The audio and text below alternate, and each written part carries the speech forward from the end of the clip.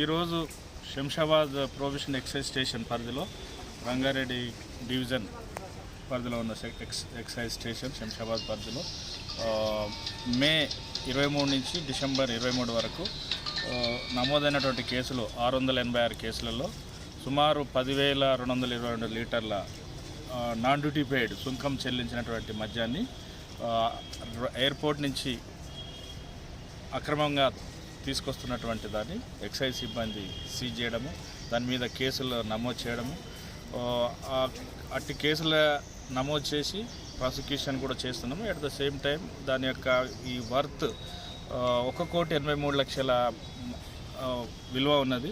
సుంకం చెల్లించకుంటే మన ఇతర రాష్ట్రాల నుంచి అంటే గోవా, ముఖ్యంగా గోవా, హర్యానా, ఢిల్లీ నుంచి పబ్లిక్ కొంతమంది ఆర్గనైజ్డ్ కూడా తీసుకురావడం జరుగుతుంది. దాంతో ఒకటి మనకు తెలంగాణ స్టేట్కి రావాల్సిన రెవెన్యూ లాస్ అవుతుంది.